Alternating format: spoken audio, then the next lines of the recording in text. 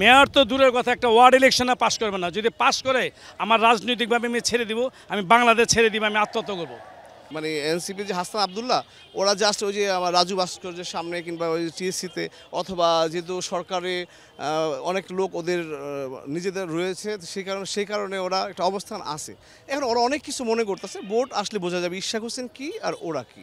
গোয়ালের দুধকে গোয়ালে ভালোই বলবো। আমি যে ইশরাক হোসেন সাহেবের সমর্থিত লোক, তারে আমি যে ভালো বলবো তা না। খালি অবস্থা দেখেন আপনি, ঢাকা শহর সে যদি ওখানে অন্তঃস্থল থেকে যদি নগরবাসীর দৃষ্টি আকর্ষণ করে, তাই নগর ভবন কেন সারা ঢাকা দিয়ে তার জায়গা দিতে পারবে না।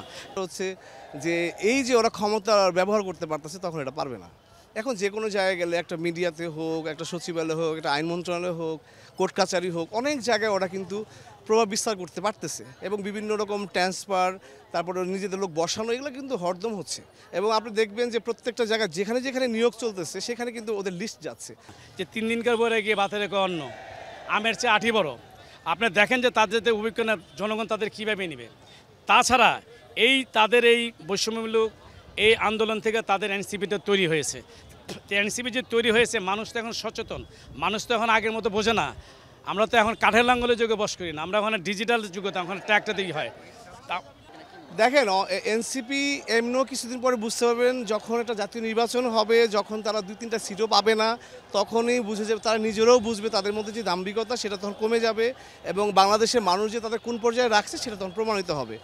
এখন ওদের যেটা ইচ্ছা, যে সুযোগ, ওরা নিজেরও জানে এর সুযোগ পাইছি যতটা কাজে লাগানো যায়। বিভিন্ন জায়গায় দেখতে পারতেছেন যে এখানে সেই বলা, বিভিন্ন জনের পুলিশে ভয় দেখা, এই দেখা সেই দেখা, বৈষম্য বিরোধী আন্দোলনের কথা বললা, তারা অনেক জায়গায় অনেক লুটপাট, অনেক ভয়ভীতি দেখা, টাকা অর্থ আদায়, এগুলো করতেছে। এবং For more updates, follow us on Facebook, subscribe our YouTube channel, get the latest update on www.daily-sun.com.